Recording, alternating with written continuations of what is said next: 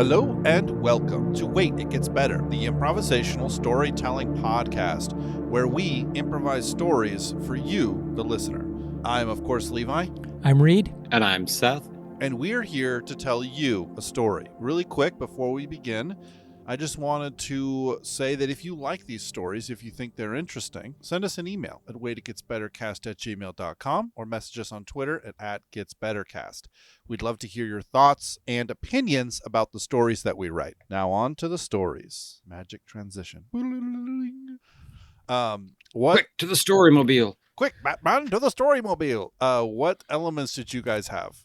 I have Pantheon. My name's Reed, by the way. I have government type. And I have economic system. This is a really good base world building story. I think we should go in order of how they would be created on the Earth, which is Pantheon first, then government type, then economic system. Does that sound okay to you guys? Sure. Yep.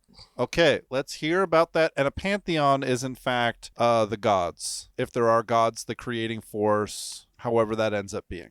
Okay.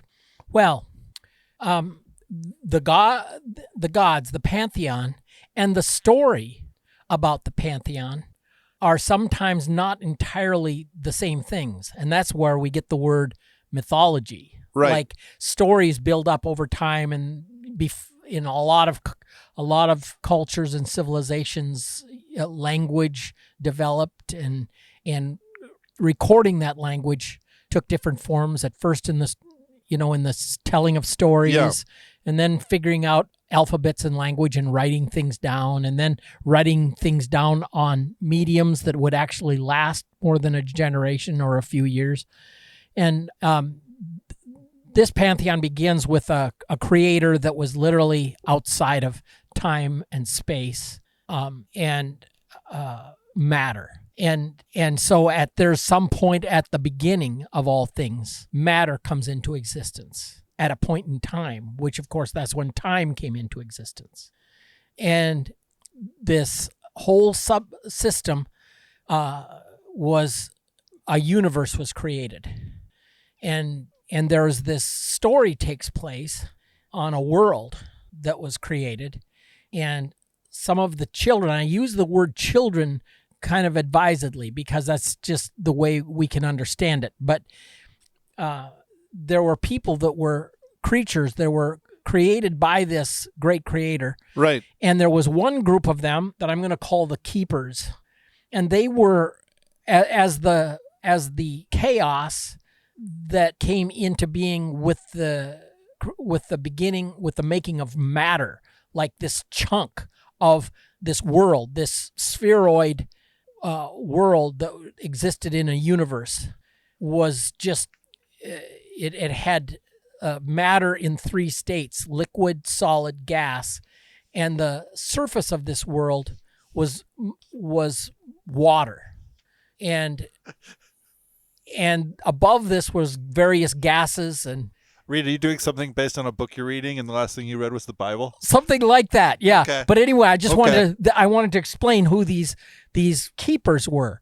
They were helpers. They helped the creator, and they were just busy about, doing things. And I wanted to use, this is the illustration that I thought of. There's a builder, right? And he's got a crew, and everybody knows what they're doing. And the guy that has commissioned this building has changed plans, and so they're going to have to do a new thing, and so he's got to run to Menards or whatever and get some stuff, and then there's delivery of lumber, and he in the meantime he decided he needed more help, so he hired a helper that he met standing outside of Menards, and he was holding a sign, laborer willing to help.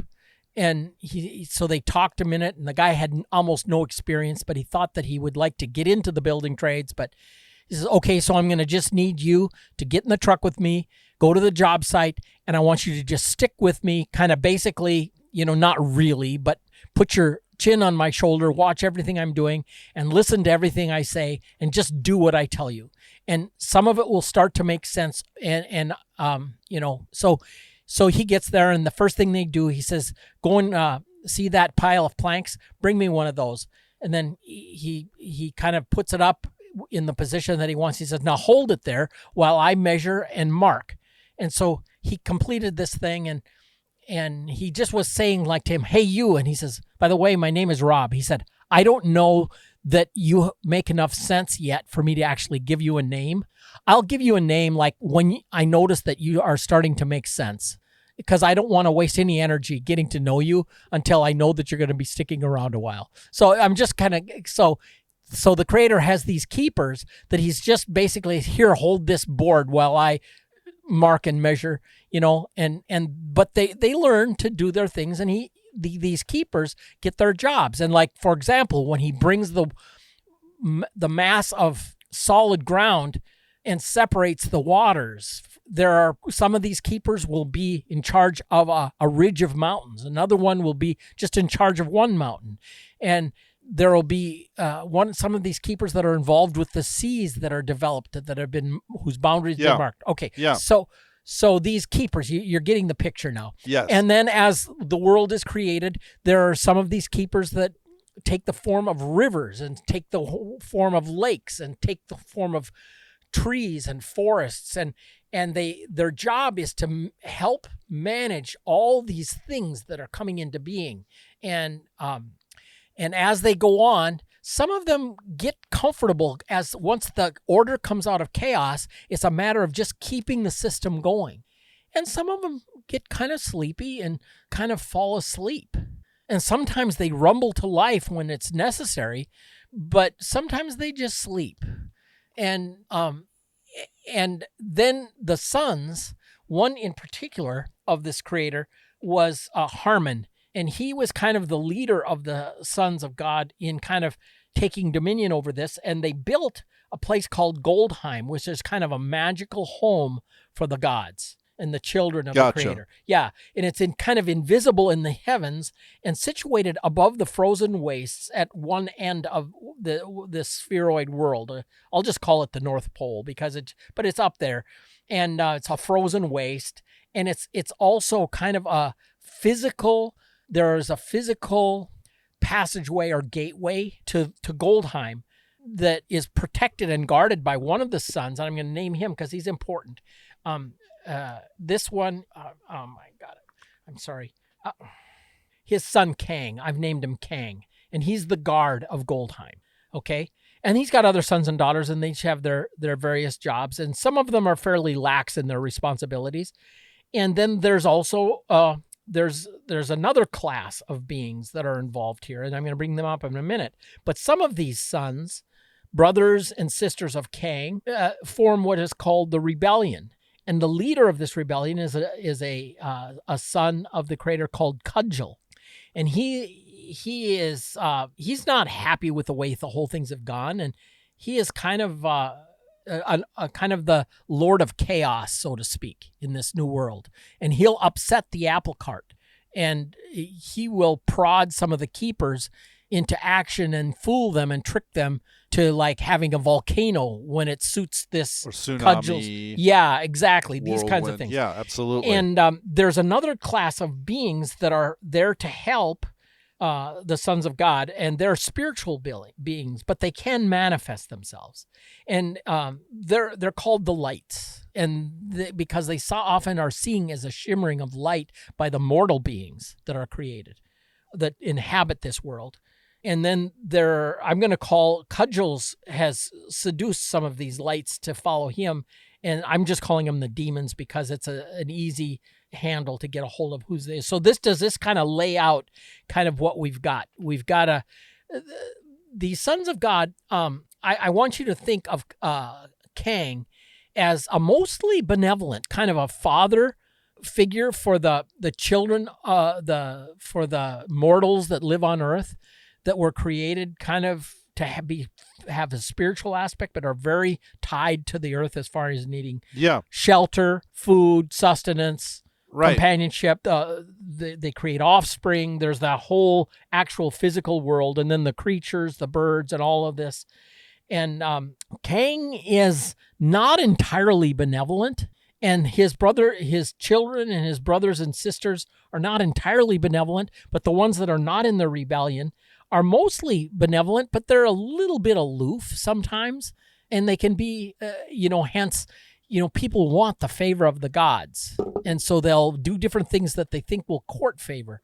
But Right. there's also those, and those are the gods that are of the rebellion, that are capricious and seductive and leading some people astray. So that's the world that we've got. And we've got this spiritual world that interacts with the physical.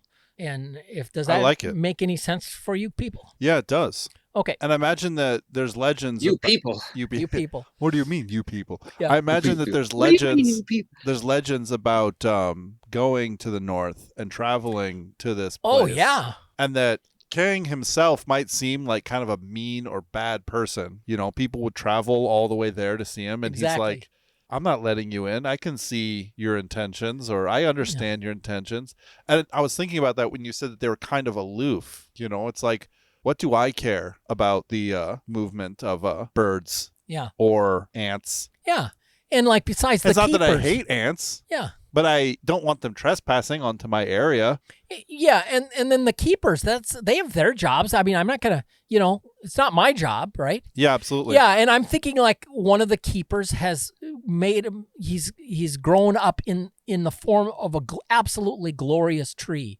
And his job is to look over the forests, a particular stretch of forest, but he has gotten just really comfortable in the life cycle of the tree, and he can feel the sap running, and he can feel the birds and the creatures making homes in his bowers, and it's just, he's kind of, that's what I mean by getting things moving. Things are rolling along, and there's not really a need to pay much attention because it's all kind of hardwired into the system. Absolutely. Okay. Cool. And what age are we kind of placing this at? Like a Bronze Age? Or I didn't even get that far. I was thinking that, I'm not meddling in that yet. Okay, gotcha. Yeah. Well, I guess maybe the government type might determine a bit of the level of technology that they're at. I guess what I have in mind, not really, but we'll see where it goes.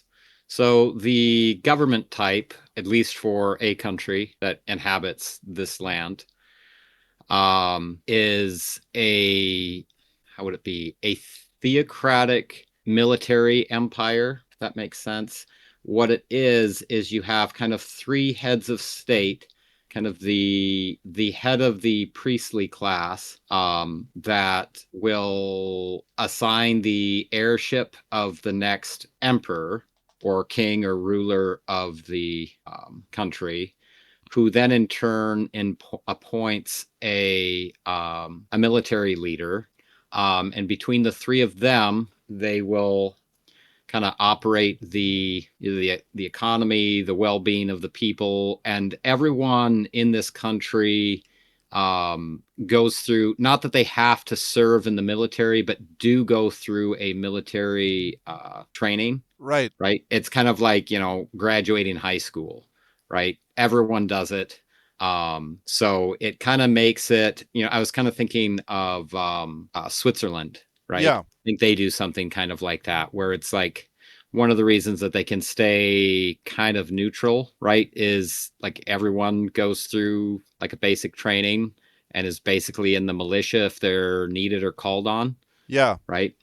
So kind of that idea. However, then, no one is required to serve. They're not, let's say, conqueringly aggressive, but, keep a stance where, their populace, isn't to be messed with. Kind of also like, the idea of the Japanese when they said, should we invade the mainland United States? And it's like, well, no, there'd be a shotgun behind every blade of grass. Right. Right. So, they're kind of a force to be reckoned with, but they don't necessarily go about reckoning with their neighbors unless there's a large grievance. Because with the way that it also is you have, the priest class holding sway over a lot of the decisions. And of course, in that case, violence or murder is kind of shunned upon, right? So aggressive action against, unprovoked is not the way that they generally go about things. Yeah. trying to remember. I didn't write any of this down, but that would be kind of the circle of it. But then the emperor, isn't just like, he doesn't pick his successor, right? But then Yeah, so it's not a dynasty between necessarily. right, it might be picked from the royal house, but let's say like, under the idea of like, well, you're the oldest, so you inherit the kingdom. No, no, no, no, no. Right? Like the other two people kind of, pick the new emperor, right? So let's say the emperor dies, and then out of kind of the, either from the people or from the aristocrat or whatever, the military officer and the priest will then pick the new emperor, who then will assign a new general. Right. So sometimes it could be the same one. Sometimes, they'll pick another general, but that's kind of the turn of power inside of that, in the way that operates, I guess. And so, yeah, inside of that, then you have kind of the, the emperor's, the people's figure, right? He's kind of entreated to, go about the kingdom, look out for, the needs of the people. Right. Be kind of the loved leadership figure of the people, right? Who then kind of entreats with the religious class to kind of watch out for like the spiritual needs and direction of the country. And then the military side, that's, mostly defensive as far as that goes. That's, I guess, the kind of the sum of the government type. So did they have like a more aggressive past, and now that they've kind of established the extent of the empire, they're sort of willing to just kind of hang and in a conservative way kind of just maintain their base of power? Yeah, this definitely sounds like it's a country that either needed to do a lot of conquering in the past, but then quickly realized that that wasn't going to serve them long term. And perhaps, okay, so I'm thinking, so maybe they were a people group that, let's say, like over time, kind of, basically were being genocided by their neighbors, little bit at a time. And so kind of rallied their forces with kind of a religious backing, I don't know, maybe kind of like a crusade, took over their old homeland, right? And so the connection between like that popular figure, religious vigor for the reasons for doing so, and then, the military might of making it happen, get to that certain point. And then, with that, again, that more religious backing, kind of like, okay, here's where our borders were, right? This is what we set out to do, and here's where we'll stop. Right. Right. But maybe in a response to being kind of surrounded by all sides, being pushed back, maybe it like came down to like, a 20-30 year war that pushed, most of the people back into the main city, right? Some, charismatic leader, a general, and a religious leader kind of rally the people, and with the help of, the gods or the whatever, and, then push back their enemies, and let's say from one perspective could have kept going, but then said, well, this is where we stop. Right. Okay. That's So, really interesting. And I think I will be able to answer some of those questions with the economic system. So, hundreds of years ago, when the helpers were still, you could still talk with some of them, right? When they hadn't all gone to sleep or gone silent, when the gods were younger and much more active on the earth, they are still active. They're just, people don't notice them as much. When life was fresh, as in humanity or the men, the human race was still young and just starting to dive into the earth for metals and things like that before organized civilization really came about. Before that, there were heroes, right? These were mighty men and women who traveled around, heroes for the sake of heroism, right? This is where all of our legends about people doing crazy things, like tricking the gods to give them blessings. Like the first talks about the trips to the crazy frozen north to visit the island of gold, right? The staircases that would appear, the wheels within wheels, right? At some point in time, there was a man, and this man was considered loved not by the gods, but by the creator, right? So the gods were the ones, all of his children. But this man was loved by the creator. And he was given 2 birds, beautiful, shimmering coats, multicolored. Think like those the parrots with the really long tails. Just varied plumage, crazy big, think like 20 pounds per bird, right? He was given these 2 birds, and these birds could do insane things. Like it was said that he attached them to a chariot and flew around the earth, right? It was said that one of these birds could mimic human speech. No, could speak as a human could, right?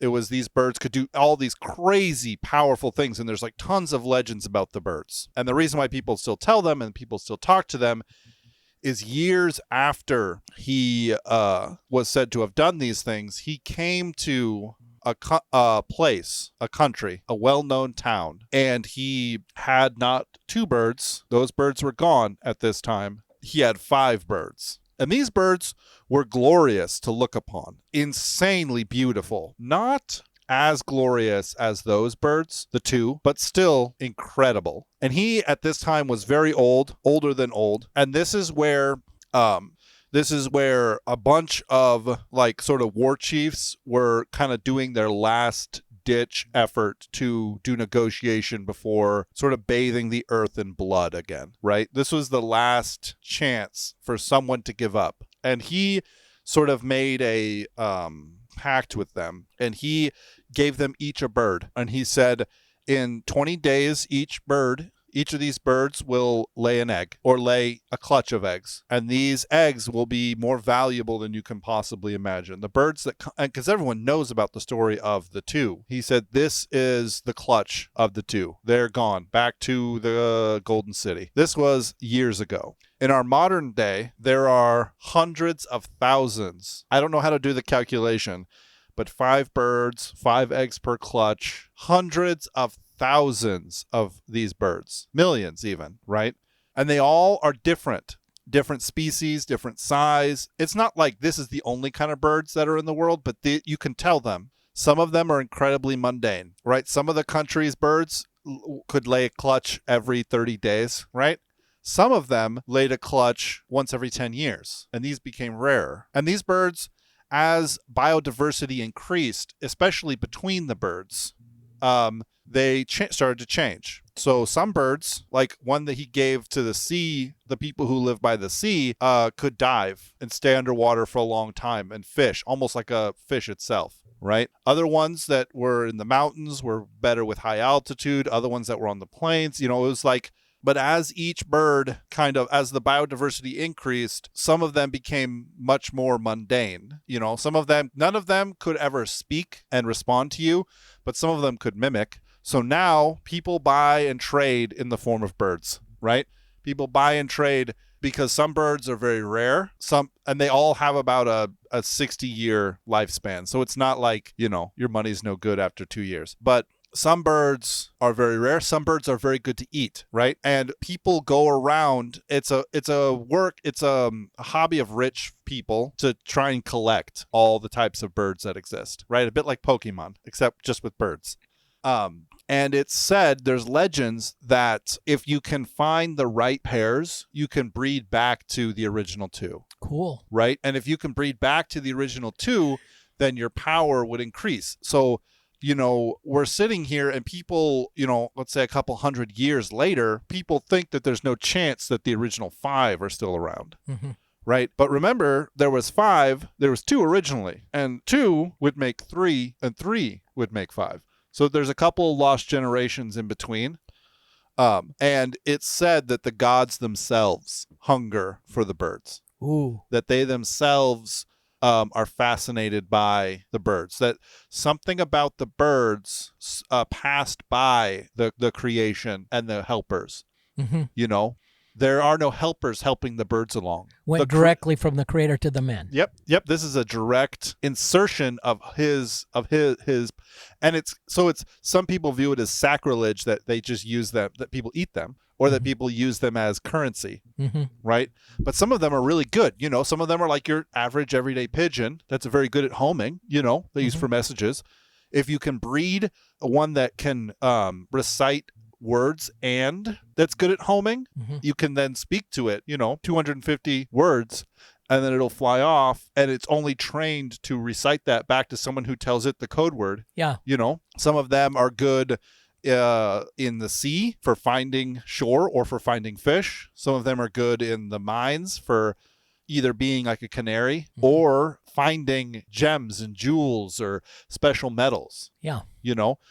Some of them are good for finding water in the desert, and so a person has a lot of things on them. And so my theory is that one of the ways that this country had an edge up is they either found or founded an apiary very early on, right? Maybe since they were kind of being pressed by all sides, they themselves had access to like ancient stock books, stock like you have it for horse breeders. Right. It's like, okay, if you combine the bird that has 2 green tails and a red tail, 2 green feathers and a red feather on its back, where the green is on the 2 right and the red is on the far left, with a solid copper tail, you get an excellent mimic.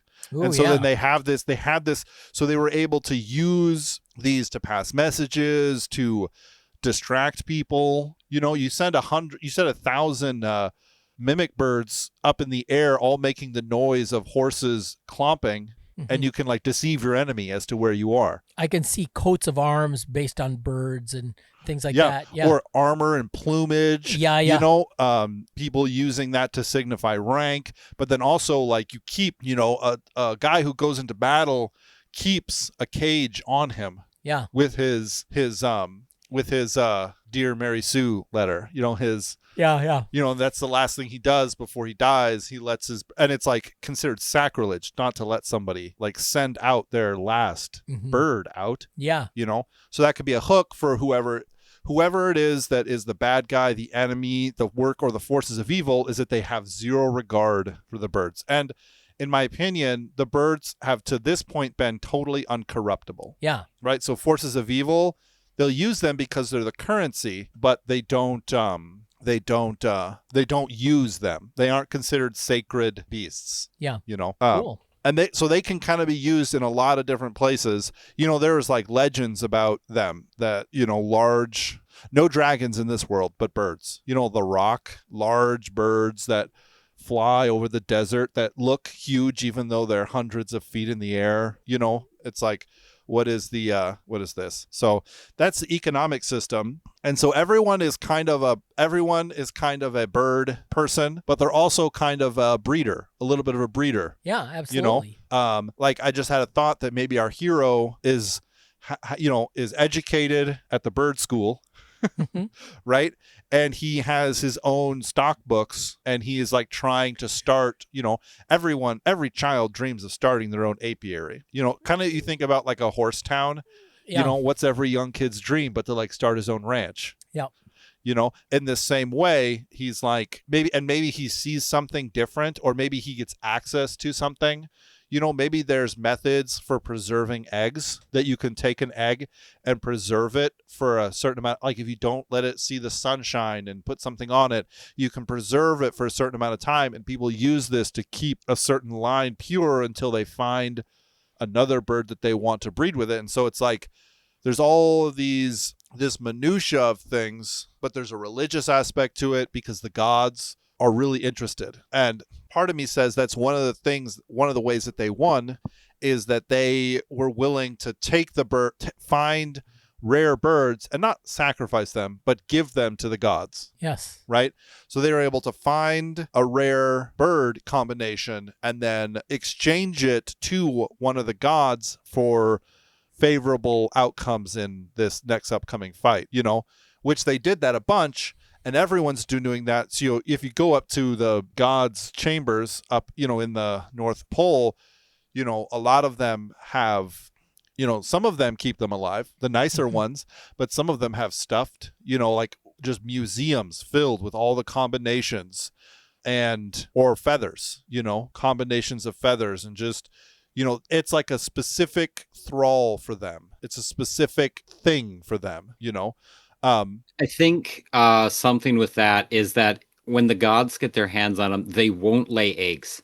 Oh yeah, absolutely. Good. Ooh, That's Right. very So good. it's nice Yeah. like one. at first they're like, oh, we can get them ourselves, and then they get them, but then it's like, oh, now we don't need them anymore, and they become aloof. But then after a while, it's like Yeah, these were none of our gifts. birds are laying eggs. Yeah, the creator says Right. these are gifts for men. Right, right. That's good.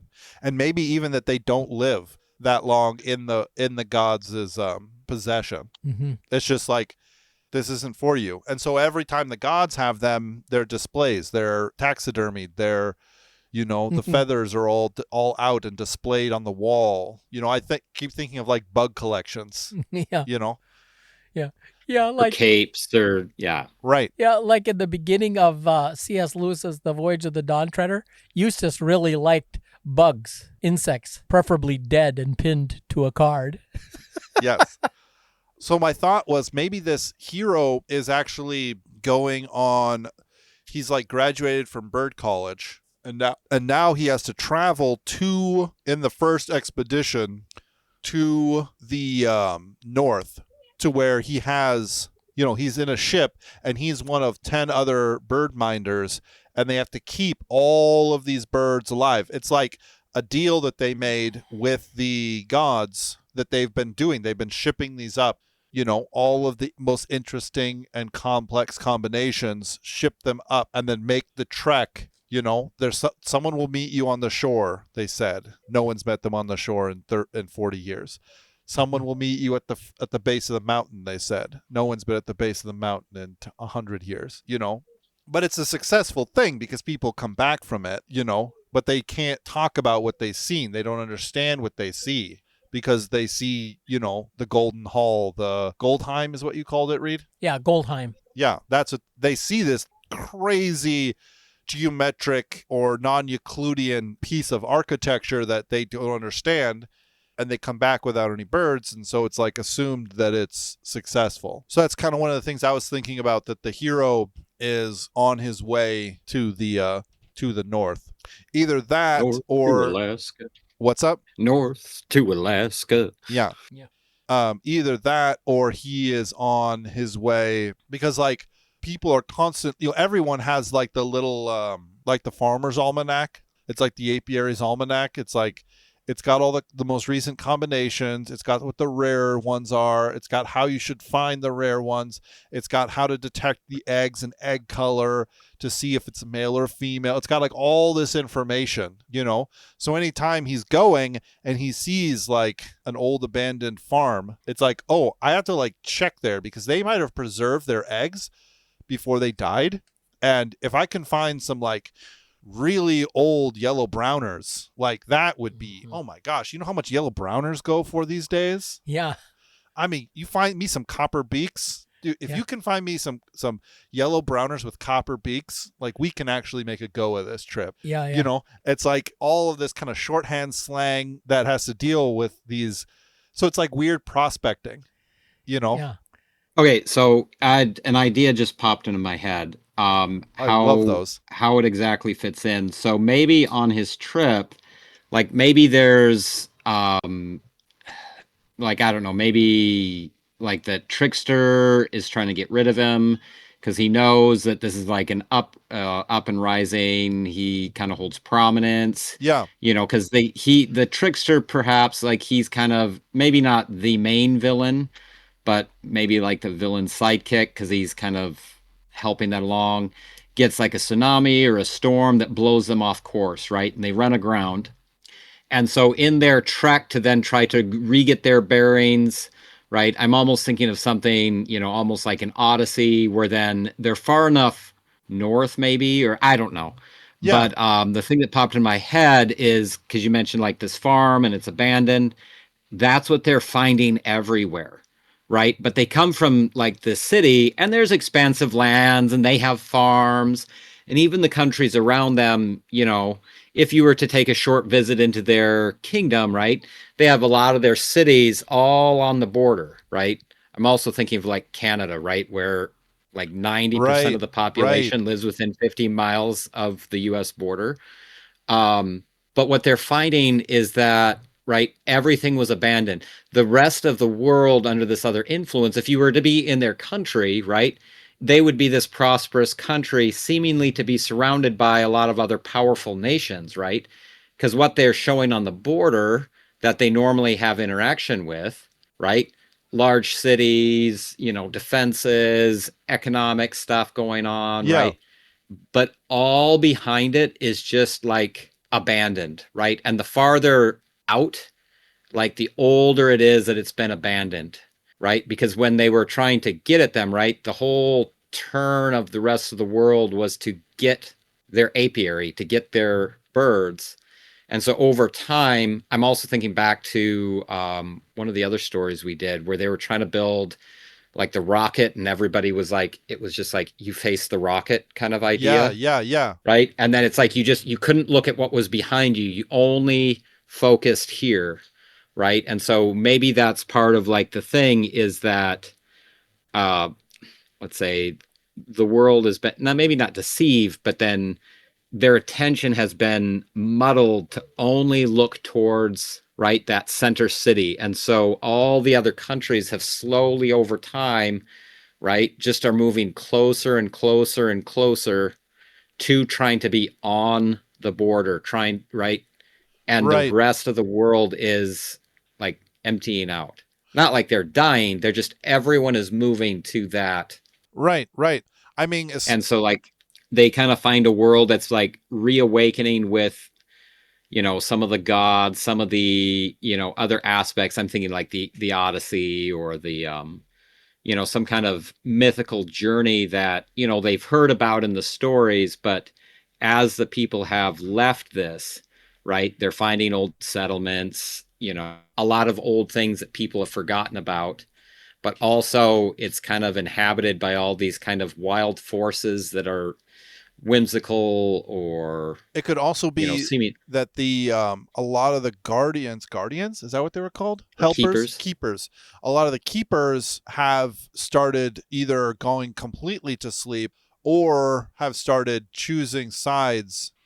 It's like he comes to a fishing town and they only fish, to the horizon. They never go out of land. Sight of land, yeah. Because it doesn't work anymore. And that would maybe part of that's being the deceiver, the sower of chaos. He is still welcome at Goldheim. Yeah. Right. And so his first, I would say one of his greatest victories has been the deception of whichever keeper was put in charge of Magnetic North, locations, distances.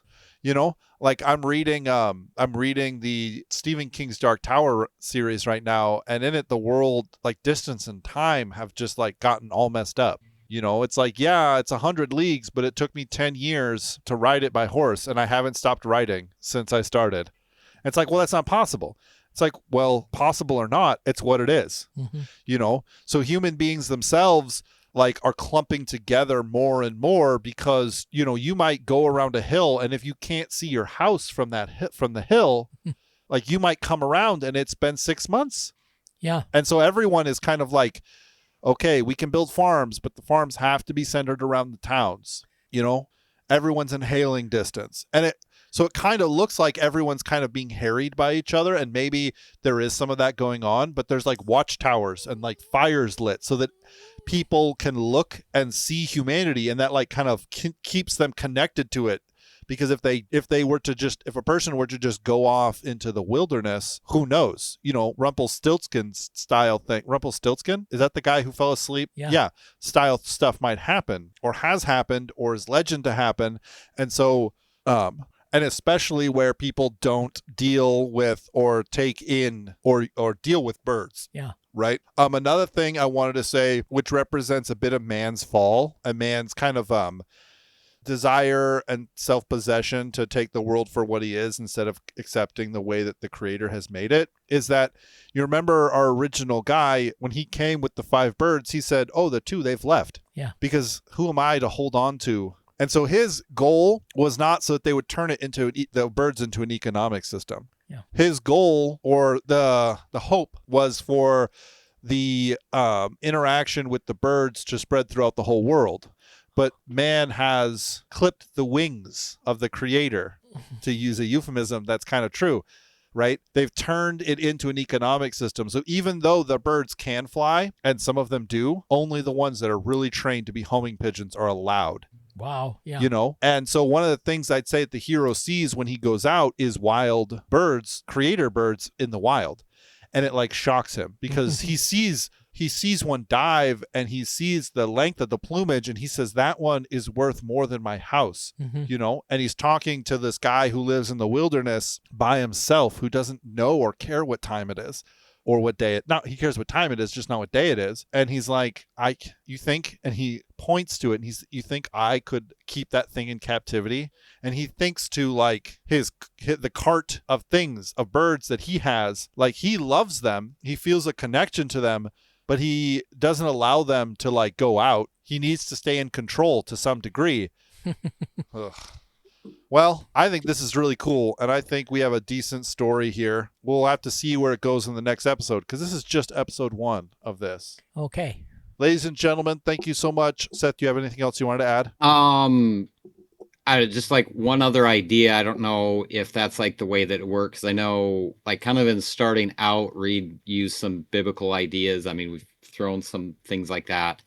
As far as like a progression of it, I don't know how it would work, but it would be, you know, if you have that, you know, the operator of chaos, like to me, this is almost like shaping up to be a little bit more of like that fiction by another name than actually trying to make it a fiction by another name, like when we've tried before. What fiction by another name? Like the idea kind of came into my head where it's like, okay, so what's like the thing that he has to do, right? So if I was kind of thinking, okay, so like you've got some of like the keepers, the gods. So I'm thinking some of like the Norse mythology or the Greek mythology, like the Odyssey and the Iliad.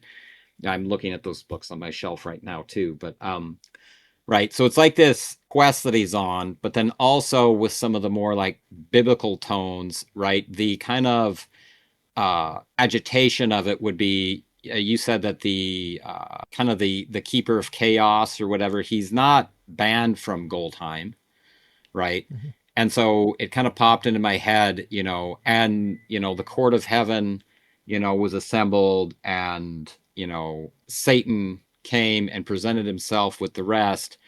And the Lord God said, have you considered my servant Job? Yeah. Right. And so like all this like journey that he's on, whatever it is, it's like that's kind of the antagonist part of it, right? Okay. He shows great promise, right? He's astute, right? All this stuff. And it's like, you know, oh, this is the guy that's coming for this thing, right? Like, have you considered my, you know, servant? I don't know if our hero has a name. I was thinking like, of Reuben. Oh, Reuben. Right. It's like, oh, I can give him to give up on the journey. Cause I'm thinking, like you said, that like these people go out, but then they don't come back with the birds. Perhaps it's something that they all go out to do this thing, but then like they're all kind of, you know, they kind of give up or they kind of like leave them somewhere and say they did. Right. And come back as heroes. And they that's got why the they whatever. Won't talk right? about it. Yeah. And that's why they won't talk about it. And so it's like, oh, you know, and so like the kind of the worker of chaos comes in. It's like, oh, I bet I can come in, you know, and he comes into the council because like they can kind of see and they get the reports. And it's like, I can get him to give up the mission. Right. Right. Yeah. And it's like, oh, right. So kind of like that fiction by another name. So it's like kind of some of the old mythology, but being told a little bit different, but also kind of like Job being told a little bit different. I like it. Where it's not like, oh, his family dies and he loses all his wealth, but it's like, you know, he goes out and it's like everything goes wrong. He's assailed at everything, right, more so than everybody else, because that's like the antithesis is, or the driving force is that unseen thing trying to manipulate what's going on around him, right? And so on his journey, he gets thrown off course, right? But he tries to stay course. He tries to figure it out. The other things are happening, right? He loses, I mean, like all his like crew that's with him gets sick, right? Half of them die, right? You know, all this other stuff kind of like in this, you know, again, I'm thinking like the Odyssey where he, you know, he's, trying to get back, and it's like all kind of like the mythology, they meet the Cyclops and the sirens and, all those things along the way. But I don't know, that was my only kind of ending thought for any kind of setup. Yeah, I think it's good. I Yeah. think it's good. Yeah, that's great. Let's go with that as we go into All next week for sure. Yeah. If you like this story, ladies and gentlemen, members of the jury, send us a message. Send us an email at waititgetsbettercast@gmail.com. Message us on Twitter at @getsbettercast. Let us know what you think. Until next week, we will see you guys next week as we pick this up again. Don't forget to wait, because it gets better.